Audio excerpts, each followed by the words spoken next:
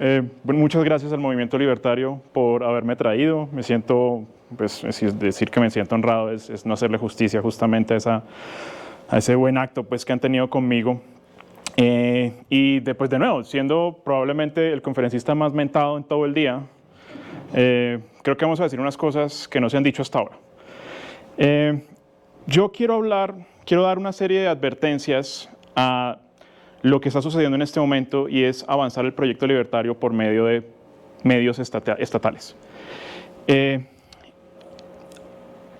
contexto es el siguiente, y es que yo, como profesor de universidad, yo soy de aquellos, creo que lo mencionaron, me acuerdo quién lo mencionó al principio, creo que era Javier Garay.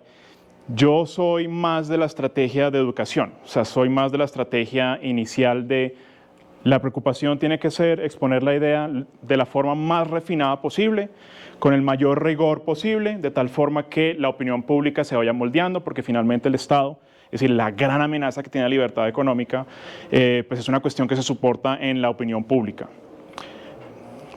Pero tengo que aceptar que si bien me parece que esa es la estrategia más importante, también no podemos ser inocentes o tan inocentes como por no darnos cuenta que primero necesitamos una estrategia que complemente esta otra y también para no darnos cuenta que esa estrategia de alguna forma ha rendido frutos. Es decir, ganarse, por así decirlo, una parte del Estado por medio de una especie de populismo de derecha con un fortísimo y muy claro componente libertario.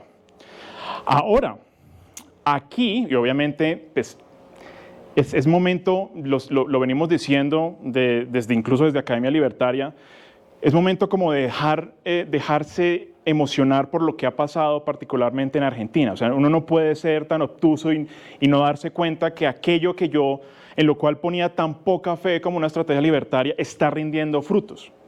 A pesar pues de lo que se ha dicho recientemente de que ha sido un fracaso, en realidad no lo es. ¿Ya? Pero, y aquí van las advertencias que sí quiero dar, no deja de ser una estrategia contradictoria.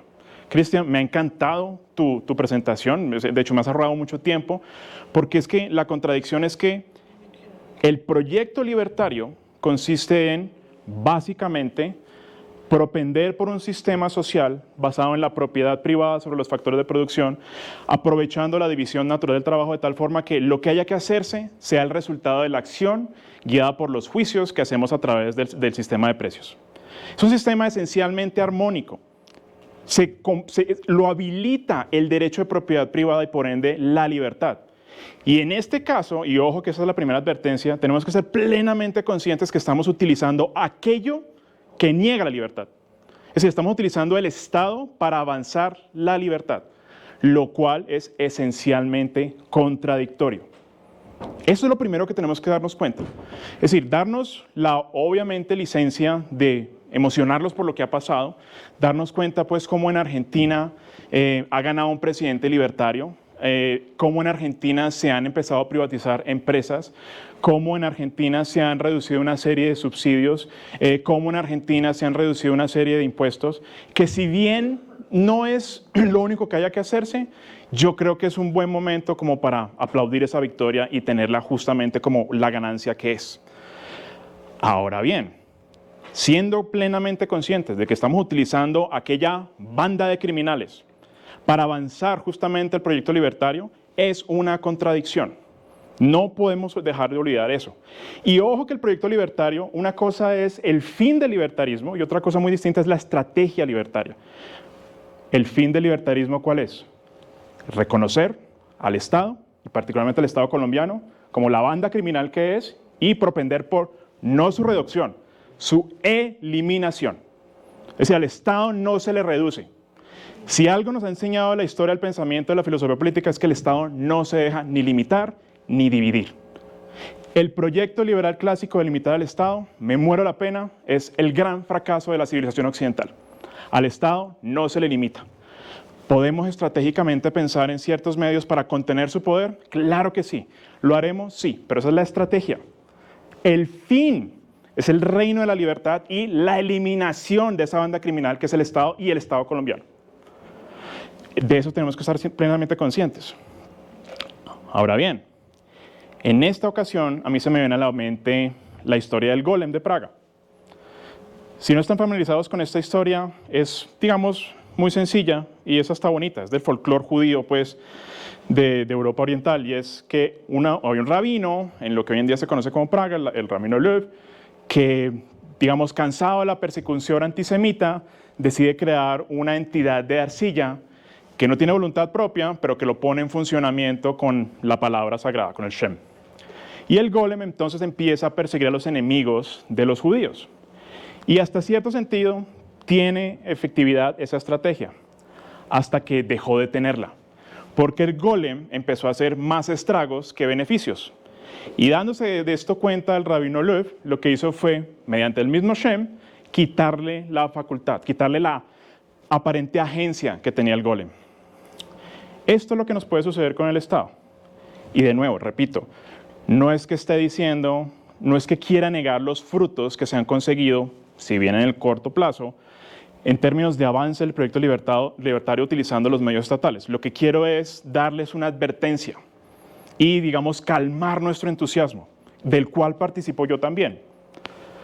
El primero es que si tenemos una enseñanza que tener en cuenta, es que el Estado no sabe asignar recursos eficientemente, no puede hacerlo.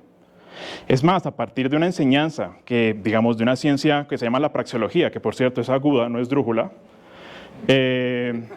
sabemos que cuando no hay propiedad privada sobre los factores de producción, que es básicamente lo que define al Estado, o sea, la negación de la propiedad privada sobre los factores de producción, pues el Estado pierde la capacidad de asignar recursos eficientemente. Cualquier cosa que haga, por muy buena voluntad, como lo tenía el rabino Löw, el Estado no lo va a poder lograr. Es decir, si lo que quiere es sacar de la pobreza a las personas, haciendo cosas no lo va a lograr, porque el Estado está blindado de la capacidad de tomar decisiones racionales acerca de qué hacer con los recursos que ha expropiado previamente. Luego, ¿qué sucede con una estrategia libertaria por medios estatistas o estatales? Hombre, queda alguien como Javier Milei, perfecto, pero a la par de él quedan otras personas. Y esas personas quieren hacer cosas con el Estado, quieren tener un papel activo con el Estado y utilizarlo para asignar factores de producción a la producción de carreteras, universidades, colegios, hospitales públicos.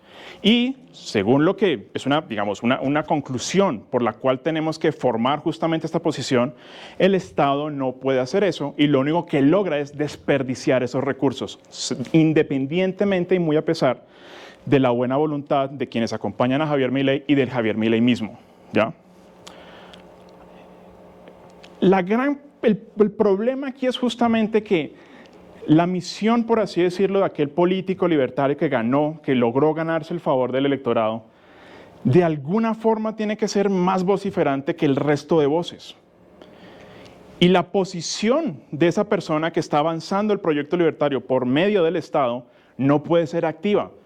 Tiene que ser un afán de, bueno, si privatizamos un par de empresas, ¿cómo hacemos para privatizarlas todas?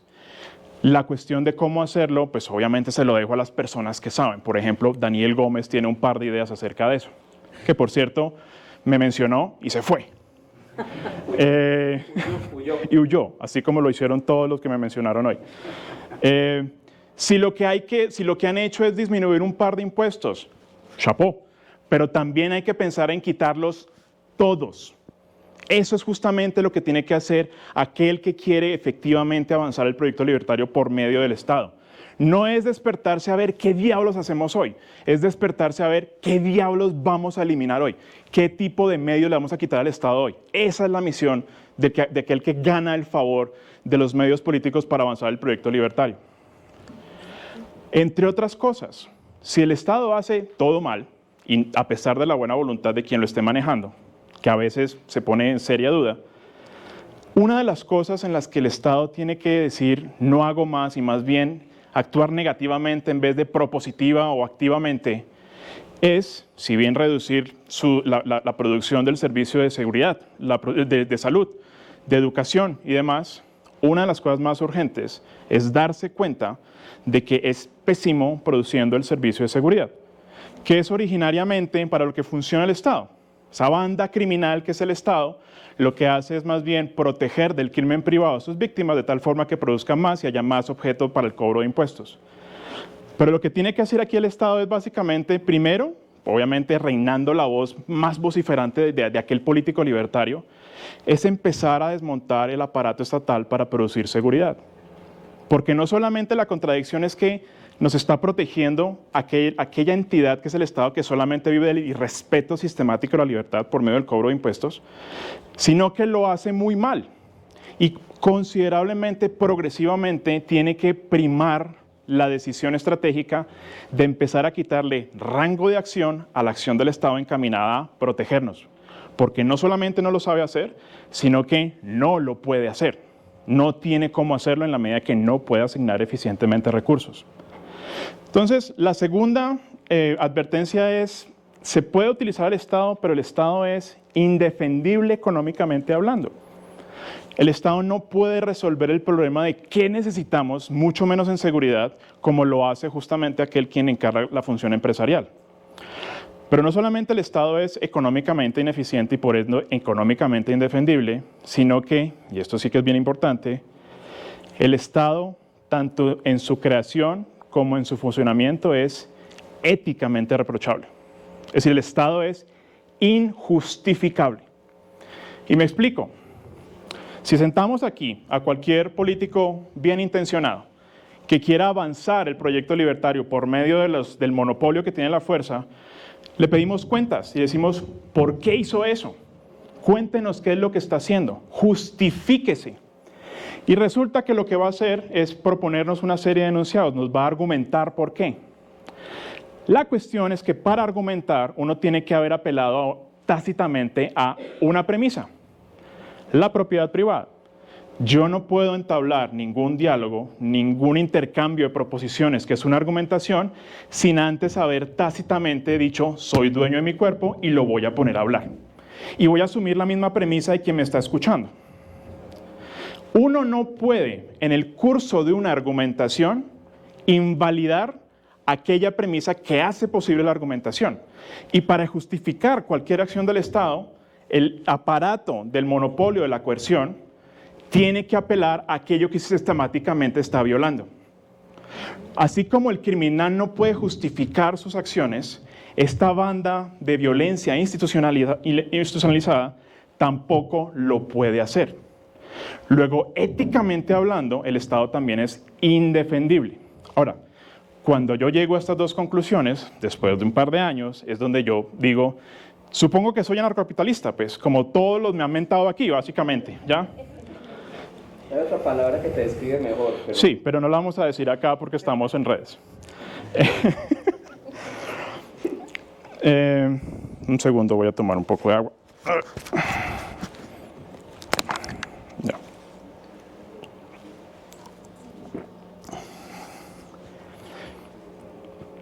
Y si algo tiene que defender a un libertario, es una creencia irrestricta en la libertad, que se fundamenta no en otra cosa que en la propiedad privada.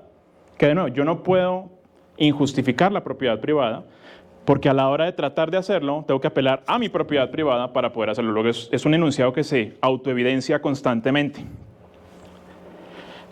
Así, ya sabiendo que no puede el Estado hacer nada eficientemente, económicamente hablando, y que éticamente es injustificable, porque no se justifica la acción del Estado, lo que resta es entonces pelear lo que más se pueda por reducirlo como estrategia, más no como fin en sí mismo, porque el fin es acabarlo. O sea, si el libertarismo tiene por pilar fundamental la propiedad privada, cualquier violación de la misma está llamada a ser desaparecida con la prontitud que sea.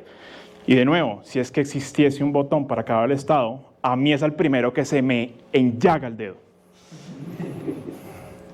Pues sí, ya que tanto han hablado de mí, pues que la gente escuche lo que quería escuchar, ¿no?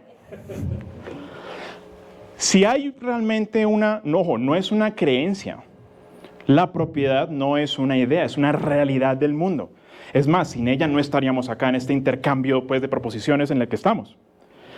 Pero si justamente se entiende la propiedad privada como el principio que habilita todo el proceso de mercado, a la par de reducir al Estado hay que darle confianza a la iniciativa privada para empezar a hacer aquellas cosas que el Estado va a empezar a dejar de hacer. Entre esas, protegernos, producir el servicio privado de seguridad. Es decir, no solamente aquellos servicios pues, que entendemos que necesitamos, como protegernos, ahí sí hay la capacidad de calcular económicamente hablando. Cuando la función empresarial se encarga de producir el servicio de seguridad, puede entender la función empresarial qué es seguridad, cuándo se necesita, a qué precio venderla, cuándo no darla, en fin, así de la misma forma en que se lo contesta un panadero. Pero no solamente eso, y no tampoco solo los servicios, pues como ¿quién se va a encargar de hacer carreteras? La función empresarial. Porque es la única que se puede justificar y es la única que puede llegar a calcular económicamente de qué forma no se desperdician los recursos, sino también las instituciones. Y por eso me ha gustado mucho el tono inicial de las conferencias de hoy, porque realmente lo que mueve al mundo, pues muy a pesar pues, del señor Acemoglu, no son las instituciones, es la acción humana que se ve moldeada por instituciones. Pero lo interesante aquí es que así como la iniciativa privada, impulsada por la función empresarial, es capaz de crear pan y servicios de seguridad, también lo es capaz de construir las instituciones. Para darles un ejemplo, ya que les gustan, digamos, los ejemplos empíricos. Todo el sistema que tenemos hoy en día de derecho comercial se ha creado cuando no existía un monopolio en la producción de instituciones jurídicas. Todos los contratos de sociedades, la letra de cambio, el pagaré, el contrato de distribución, son instituciones que surgen cuando no existe el proyecto estatal moderno. Cuando en búsqueda o para satisfacer la demanda de un lenguaje de interacción en comercio, son los comerciantes mismos los que empiezan ellos a darse su propio orden jurídico. Luego, si nos preguntamos, ¿quién diablos va a producir el derecho? Pues no el Estado. Cuando uno estudia derecho, ¿uno qué estudia, Cristian? Uno estudia básicamente la manifestación de voluntad de un puñado de personas. Uno no estudia derecho. Uno no estudia lo que es lo justo. Uno estudia básicamente el conjunto de órdenes de aquellas personas que están momentáneamente en el Congreso. Pero a uno nunca le enseñan que las instituciones más importantes, las que nos guían la conducta todos los días, el contrato de compraventa, el contrato de licencia, el contrato de distribución, la letra de cambio, los regímenes societarios, se producen en un momento donde no hay Estado. Luego, si necesitamos evidencia de que se puede crear incluso orden jurídico en ausencia del Estado, es que la vimos todo el día. Eso, creo que me sobran 4 minutos, pero es lo único que yo tenía que decir. Muchísimas gracias por invitarme y por haberme escuchado.